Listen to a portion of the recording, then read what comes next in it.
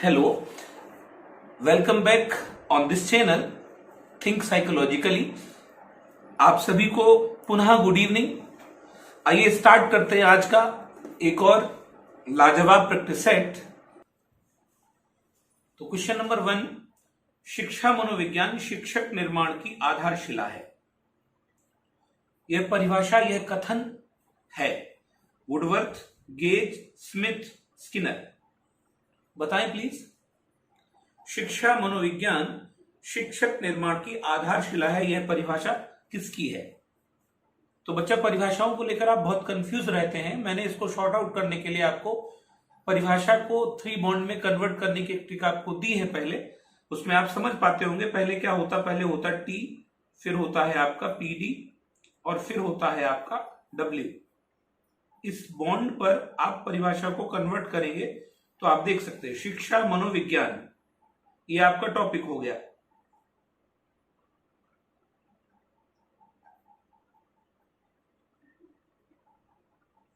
ये पहला बॉन्ड है। पीडी का मतलब परिभाषा का महत्वपूर्ण हिस्सा, पार्ट। तो शिक्षक निर्माण आप ले सकते हो यहां पर।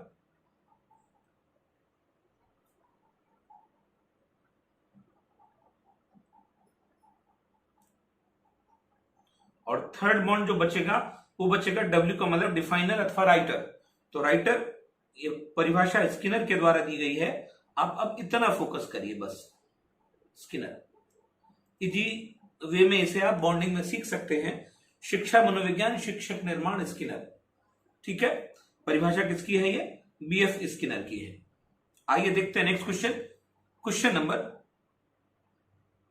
2, अध्यापकों के लिए शिक्षा मनोविज्ञान का अध्ययन निम्न दृष्टि से उपयोगी है। पहला विकल्प है श्रेष्ठ शिक्षण विधियों की जानकारी प्राप्त कराता है, छात्रों के प्रति सहानुभूति तथा समदर्शी व्यवहार अपनाने में सहायक है, बाल स्वभाव तथा व्यवहार से परिचय कराता है। उपयुक्त सभी आइडेंटिफाई आपने कर लिया होगा पेडागोजिकल पोर्शन में कि ये चारों इंपॉर्टेंट है।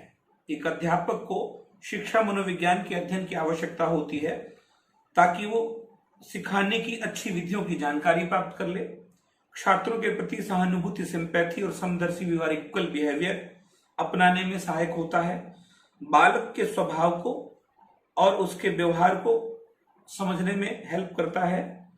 तो चौथा विकल्प आपका सही, उपयुक्त सभी। Very good. कक्षा शिक्षक यहां पर होना चाहिए शिक्षण, टाइपिंग मिस्टेक है ये। कक्षा शिक्षण तब अच्छा होता है जब कक्षा में सभी छात्र गणवेश में हों। गणवेश समझते होंगे, यूनिफॉर्म। अध्यापक पर ध्यान दें, शांत बैठे हों, प्रश्न पूछने व उत्तर देने के लिए तत्पर हों। तो आपने आइडेंटिफाई कर लिया होगा एक अच्छा शिक्षण तब अच्छा माना जा सकता है जब सभी छात्र प्रश्न पूछने व उत्तर देने के लिए तत्पर हों। राइट। चलिए देखते हैं नेक्स्ट क्वेश्चन। क्वेश्चन नंबर 4, शिक्षण की गति आधारित होनी चाहिए। The speed of teaching depends on परीक्षा तिथियों पर, अध्यापक कार्य पर, छात्रों की अधिगम गति पर, कालांश पर। बताएं प्लीज। ये क्लासरूम टीचिंग में अगर हम कहें शिक्षण किस रूप पर या किस बेस पर होना चाहिए, परीक्षा की तिथियों के आधार पर। परीक्षा की तिथि कल है तो आज पूरा पाठ्यक्रम खत्म कर दो। अध्यापक कार्य पर या फिर अध्यापक जैसा मर्जी आए वैसा कार्य करे। छात्रों की अधिगम, छात्रों की सीखने की गति पर, अब आप समझ गए होंगे। या फिर कालांश जो आपका चक्र है, टाइम पीरियड, उस पर। बच्चा थर्ड सही है, छात्रों की अधिगम गति पर आधारित होनी चाहिए। राइट। चलिए देखते हैं नेक्स्ट क्वेश्चन। क्वेश्चन नंबर 5, उत्तम शिक्षण की विशेषता है। पुनः एप्रोप्रिएट टीचिंग की क्या कैरेक्टरिस्टिक्स है? पहला है सहानुभूति, पथ प्रदर्शन, सहयोग की भावना, उपयुक्त सभी।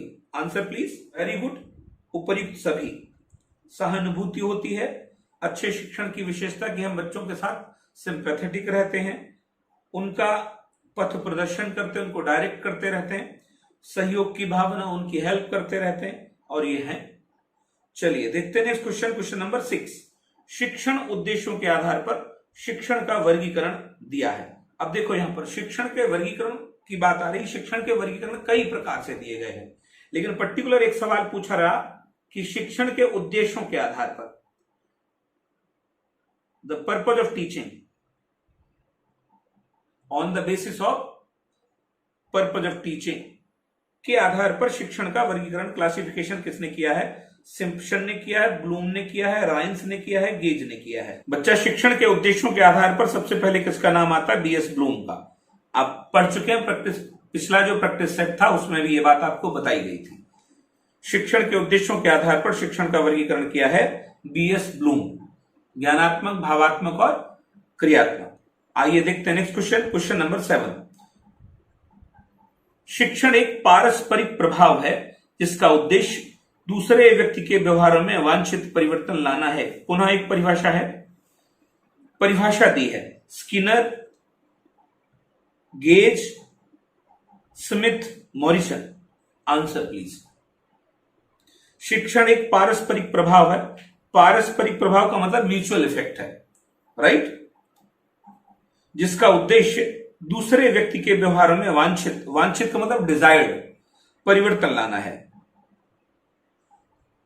तो परिभाषा को बॉन्ड करना हम पीछे सीख चुके हैं, डायरेक्ट परिभाषा की बात करेंगे। शिक्षण एक पारस्परिक प्रभाव है, तो शिक्षण आपका टी हो गया, पारस्परिक प्रभाव आपका पीडी हो गया, और डब्ल्यू बना दीजिए आप गेज को। ये परिभाषा गेज की है, ठीक है। आइए देखते हैं नेक्स्ट क्वेश्चन, क्वेश्चन नंबर 8। शिक्षण है, पहले तो ये बात समझ लीजिए आप कि ये सारे के सारे पेडागोजिकल क्वेश्चंस हैं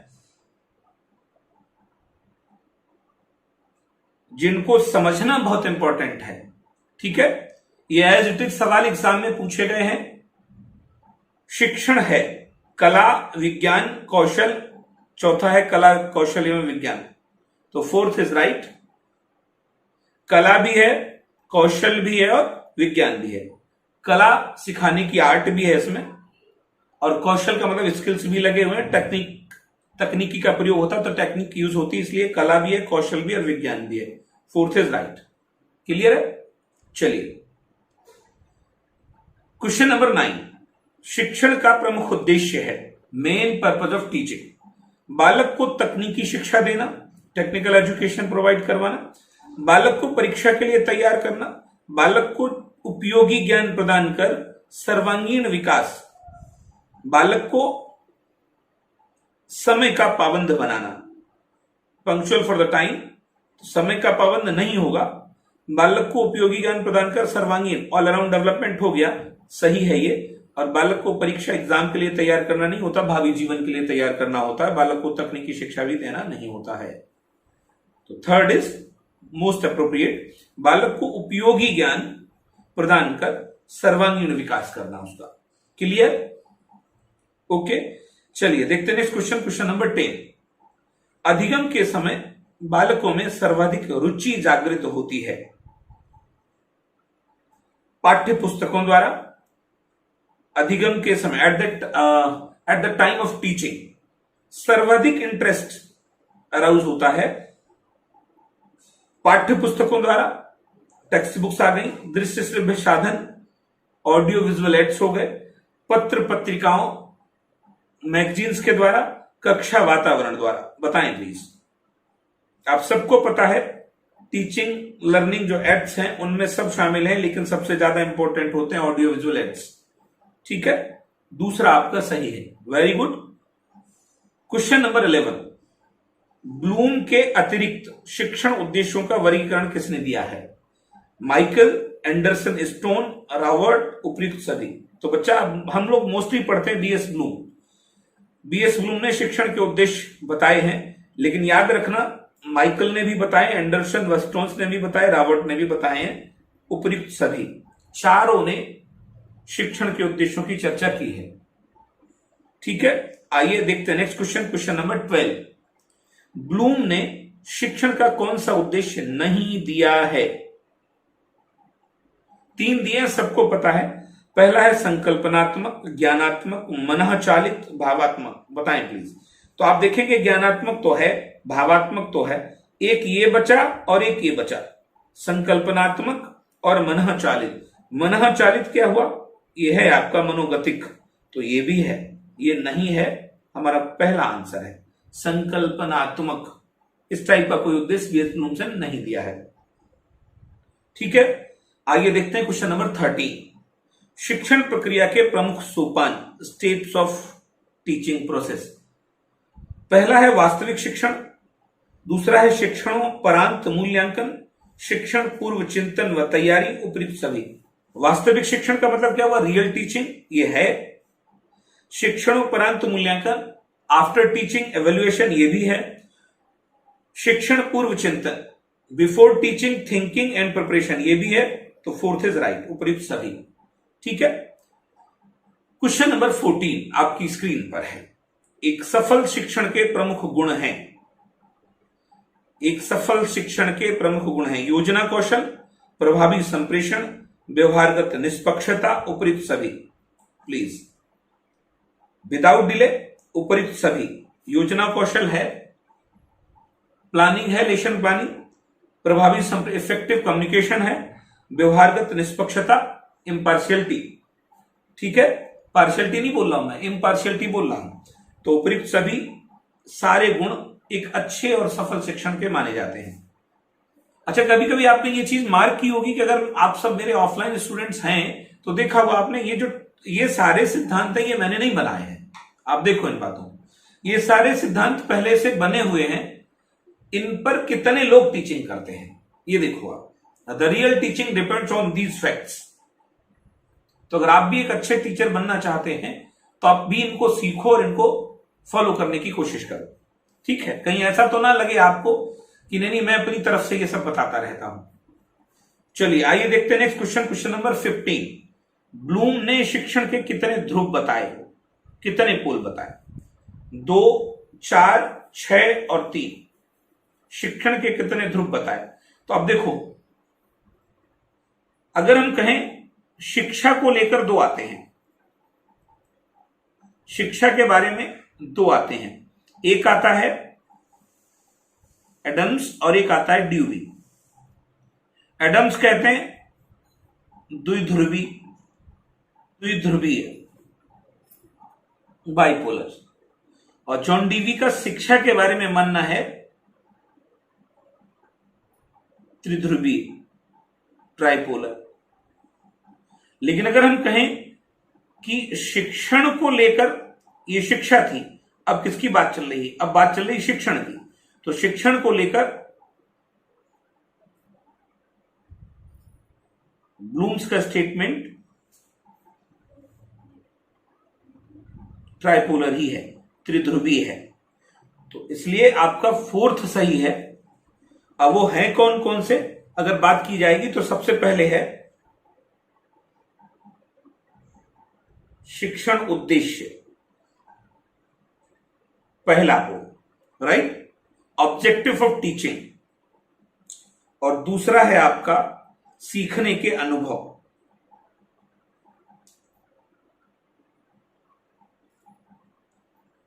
लर्निंग एक्सपीरियंस है। और तीसरा है आपका व्यवहार परिवर्तन, चेंज इन बिहेवियर। तो ये 3 पोल हैं, शिक्षण उद्देश्य, सीखने के अनुभव और व्यवहारगत परिवर्तन।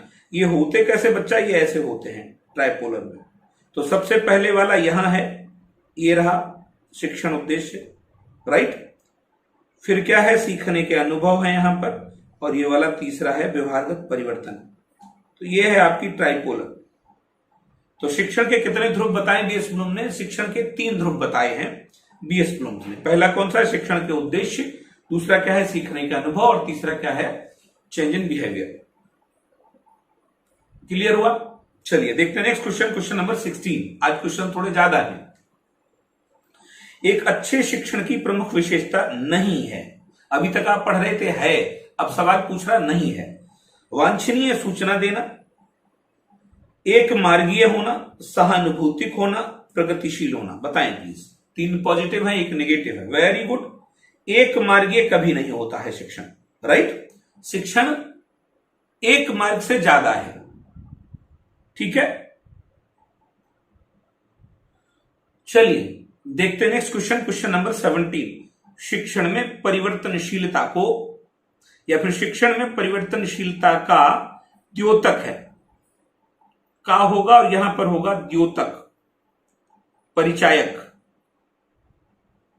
इन द सेंस कला के रूप में, विज्ञान के रूप में, ज्ञान के रूप में, तकनीकी के रूप में। शिक्षण में परिवर्तनशीलता कला के रूप में, विज्ञान के रूप में, ज्ञान के रूप में, तकनीकी के रूप में। तो बच्चा ये होगा आपका पहला, कला के रूप में माना जाता है, राइट। परिवर्तनशीलता का द्योतक है कला के रूप में, ठीक, in the form of art. चलिए देखते हैं नेक्स्ट क्वेश्चन, क्वेश्चन नंबर 18। शिक्षण में पृष्ठपोषण फीडबैक की प्रविधियों की व्यवस्था करना शिक्षण चरों के अंतर्गत किस कार्य में शामिल है? मूल्यांकन कार्य, उपचारात्मक कार्य, निदानात्मक कार्य, उपयुक्त में से कोई नहीं। एक तो आ गया इवैल्यूएशन एक्शन, उपचारात्मक और निदानात्मक। उपचारात्मक है रिमीडियल, निदानात्मक है डायग्नोस्टिक। उपयुक्त में से कोई नहीं, बताएं प्लीज। शिक्षण में पृष्ठपोषण कमी को ठीक करना, पृष्ठपोषण,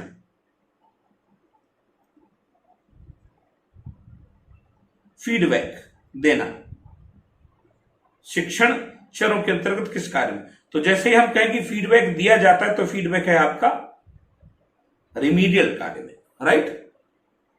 चलिए डायग्नोस्टिक में क्या है? टू फाइंड रीजंस, बट इसमें क्या है? फीडबैक दी जाती है। चलिए नेक्स्ट क्वेश्चन, क्वेश्चन नंबर 19। किसी सवाल में कोई कंफ्यूजन तो नहीं हो रहा? ओके। Question number 19। एक तंत्रात्मक ऑटोक्रेटिक टीचिंग मुख्य रूप से केंद्रित है शिक्षक पर, छात्र पर, पाठ्यक्रम पर, अधिगम पर। बताएं। ऑटोक्रेटिक टीचिंग का मुख्य रूप से केंद्रित होता है या फिर होती है? तो आपको पता ये होती है शिक्षक केंद्रित। इसमें एक तंत्रात्मक में शिक्षक मुख्य होता है, ठीक है। आइए देखते हैं नेक्स्ट क्वेश्चन। आधुनिक शिक्षण का आधार है, बेसिस ऑफ मॉडर्न टीचिंग, ज्ञान, विज्ञान, तकनीकी, मनोविज्ञान। बताएं आधुनिक शिक्षण का बेस क्या है? What is the basis of modern teaching? ज्ञान, विज्ञान, तकनीकी, मनोविज्ञान। वेरी गुड, मनोविज्ञान है, साइकोलॉजी। बहुत बहुत इंपॉर्टेंट, सारे सवाल सिलेक्टेड है लेकिन फिर भी आप समझिए। चलिए नेक्स्ट क्वेश्चन, क्वेश्चन नंबर 21। किसी शिक्षण विधि का निर्माण छात्रों की रुचियों, क्षमताओं, योग्यताओं तथा आवश्यकताओं का पता लगाए बिना किया गया है। किस शिक्षण विधि का निर्माण? यहां किसी नहीं होना चाहिए, होना चाहिए किस।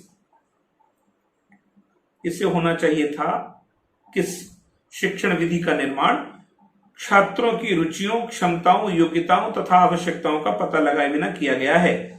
बेसिक शिक्षण विधि, प्रोजेक्ट विधि, व्याख्यान विधि, किंडरगार्टन विधि। तो आपको पता होना चाहिए, इसको तो पहले ही कट कर दो। किंडरगार्टन फ्रॉवेल का प्रोजेक्ट है जिसमें उन्होंने सबसे पहले बच्चों की रुचियों का ही पता लगाया है, उनकी क्षमताओं का, उनकी योग्यताओं, उनकी आवश्यकताओं को ही ध्यान में रखे। तो अगर हम कहें बेसिक शिक्षा और प्रोजेक्ट, ये भी लगभग ऐसी है, बची एक है एक्सप्लेनेशन मेथड। ये टीचर सेंटर्ड होती है, इसमें इसका ध्यान नहीं रखा जाता है। क्लियर? चलिए क्वेश्चन नंबर 22। एक शिक्षक की वास्तविक पहचान है, the real identification of a teacher. उसके स्तर से, स्टेटस की बात आ गई है, गलत हो गया। उसके शिक्षण से, उसकी टीचिंग से हम सोच सकते हैं, उसकी योग्यता से, उपयुक्त सभी। उसकी योग्यता से नहीं है, उपयुक्त सभी हो नहीं सकते। उसके शिक्षण से उसकी पहचान होती है, राइट। एक टीचर की वास्तविक पहचान उसके टीचिंग पैटर्न या टीचिंग स्टडी से है। Question number 23। शिक्षण एक डैश प्रक्रिया है, द्विध्रुवीय, त्रिध्रुवीय, एकमुखी, तय नहीं। तो ये आ गया बाइपोलर, ट्राइपोलर और वन साइडेड, डेफिनेट नहीं है। बताएं आप। द्विध्रुवीय, त्रिध्रुवीय, एकमुखी, तय नहीं। तो बच्चा शिक्षण के विषय में भी एक स्टेटमेंट यही है कि शिक्षा और शिक्षण हमेशा त्रिध्रुवीय प्रक्रिया है। शिक्षण एक त्रिध्रुवीय है, तो ये भी आ गया, बीएस ब्लूम वाला आ गया। त्रिध्रुवी प्रक्रिया है। ठीक है, चलिए देखते हैं नेक्स्ट क्वेश्चन। क्वेश्चन नंबर 24, शिक्षण अधिगम करवाते समय कौन कौन से तरीके उपयोग में लिए जाते हैं? अधिकाधिक इंद्रियों का प्रयोग, सरल से जटिल कार्य, नवीन ज्ञान को पूर्व ज्ञान से जोड़ना, उपयुक्त सभी। वेरी गुड, उपयुक्त सभी। एक शिक्षण तभी अच्छा है जब वो अधिकाधिक इंद्रियों का प्रयोग करवाए, सरल से जटिल की ओर बढ़े, नवीन ज्ञान को हमेशा कनेक्ट करे किससे? पूर्व ज्ञान से। ठीक है, परमानेंट लर्निंग के लिए यह बात बहुत आवश्यक होती है। क्वेश्चन नंबर 25, ऑडियो विजुअल साधनों का एड्स का प्रयोग उपयोगी है? अमूर्त से मूर्त, मूर्त से अमूर्त, एक व दो दोनों, उपयुक्त में से कोई नहीं। प्लीज बताएं। ऑडियो सोचकर बताना, आप जल्दबाजी में नहीं। पहला व दूसरा सोच रहे हैं क्या? ऑडियो विजुअल साधनों का देख भी रहा है और सुन भी रहा है, तो देख रहा है और सुन रहा है, देख रहा और सुन रहा। देखो आप, सेकेंड, मूर्त से अमूर्त की ओर। तो बच्चा ये था आज का ये प्रैक्टिस सेट। अपनी प्रतिक्रियाएं अवश्य दीजिएगा, और अगर ये सेशन अच्छा लगता है तो आप इसे लाइक कर सकते हो, शेयर कर सकते हो। हाँ, कुछ सपोर्ट की जरूरत है हमें आपके, ताकि मुझे भी कुछ मोटिवेशन मिले और मैं ये क्रम लगातार जारी रख सकूं। ठीक है, थैंक यू, ख्याल रखिएगा, स्वस्थ रहिए, मस्त रहिएगा। Okay, bye bye, good night.